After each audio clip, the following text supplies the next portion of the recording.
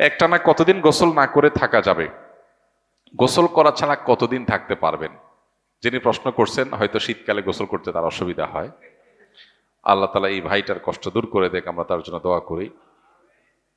কতদিন টানা গোসল না করে থাকা যাবে এরকম কোনো বাইন্ডিংস বা এরকম কোনো সময়সীমা আসলে ইসলাম দেয় নাই।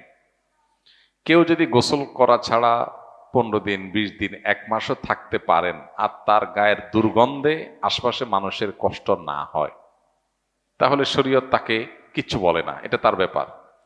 তার দুর্গন্ধ তিনি যদি কোনোভাবে রিকভার করতে পারেন, আতর দিয়ে, সেন্ট দিয়ে, কোনোভাবে, এবং যদি নিজে সুস্থ থাকতে পারেন, অন্য কাউকে তার গায়ের দুর্গন্ধে অস্বস্তিতে না ফেলেন, তাহলে সেক্ষেত্রে তিনি এভাবে গোসল না করে যতদিন খুশি ততদিন না থাকতে পারেন, ততদিন থাকতে পারেন।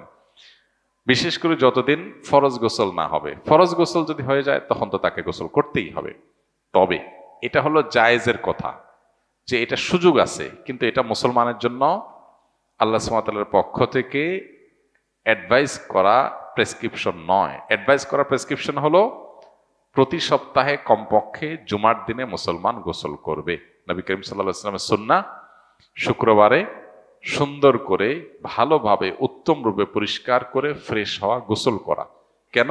কারণ জুমার নামাজে যখন আমরা আসব, ইসলামের সামাজিক সৌন্দর্যের একটা দিক এটা, তখন আমরা পরিষ্কার ফ্রেশনেস নিয়ে আসব, আমার পার্শ্ববর্তী মুসল্লি ভাইয়ের যেন কষ্ট না হয়। অনেকে আছেন এত কাছে গিয়ে কথা বলেন, মুখের দুর্গন্ধে আরেকজনের কষ্ট হয়, তার এই সেন্স নাই, ভালো মুসলমান না। ভালো মুসলমান তার সেন্স থাকবে, তার শরীরের কোনো দুর্গন্ধ দিয়ে আরেকজনের কষ্ট হতে পারবে না।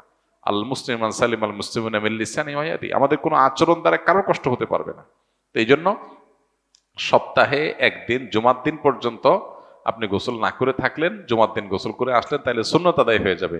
কিন্তু শর্ত হলো নিজে সুস্থ থাকতে পারবেন কিনা, আর দ্বিতীয়ত হলো অন্য কোনো কারোর কষ্টের যেন কারণ না হয়। অনেকে আছে তাদের গায়ে দুর্গন্ধ বেশি হয় না, অনেকে আছে যে একদিন গোসল না করলেই দুর্গন্ধ অবস্থা খারাপ হয়। অতএব এটা ব্যক্তি ভেদে পার্থক্য হবে। এমন কোনো কথা নেই যে এতদিন গোসল ছাড়া থাকা যাবে। তবে গোসল ছাড়া খুব বেশি দিন থাকাটা প্রশংসার কোনো বিষয় নয়। ইসলাম আমাদেরকে পরিচ্ছন্ন থাকতে বলেছে, পরিষ্কার থাকতে বলেছে। আপনি যদি দীর্ঘদিন গোসল ছাড়া থাকেন তাহলে অপরিষ্কার হবেন, এটা তো কোনো সন্দেহ নেই। এই জন্য দুর্গন্ধ না হলে, নিজে অসুস্থ না হলে আপনি অনেকদিন গোসল না করে থাকতে পারবেন, ঠিক, কিন্তু এটা উত্তম না। উত্তম হলো নিয়মিত গোসল করা। প্রতিদিন গোসল করলে ফ্রেশ থাকবেন, প্রতিদিন না পারেন একদিন পর একদিন করেন, কমপক্ষে সপ্তাহে একদিন শুক্রবার আপনি গোসল করাটা সুন্নাত। অনেক অলস মানুষ আছে, এই অলস মানুষদের জন্য গোসল করাটা কঠিন। তারা আসলে এটার জন্য বাঁচার জন্য চেষ্টা করে, অনেক চেষ্টা করে। তো মুসলমান অলস হবে না, মুসলমান অলস হবে না, সে অলসতাকে জয় করবে। একটু ঠান্ডা পানির ভয় যদি আপনি এতটা কাবু হয়ে যান, তাহলে ইসলামের শত্রুদের ভয় আপনি কি করবেন? এই জন্য ইমানদারকে তো সাহসী হতে হবে। নবী সাল্লাল্লাহু আলাইহি ওয়াসাল্লাম আল্লাহর কাছে দোয়া করতেন, আল্লাহুম্মা ইন্নী আউযু বিকা মিনাল বুখলি ওয়াল জুবন, আল্লাহ ভীরুতা থেকে আপনার কাছে পানাহ চাই, আমি যেন সাহসী হই। পানির সাথেই যদি আপনি সংগ্রাম করে জিততে না পারেন, আপনি আর কি করবেন জীবনে? এতটুকু সাহস যদি না থাকে, মুসলমান এত ভীরু হলে তো চলবে না, আর একটু সাহসী হতে হবে।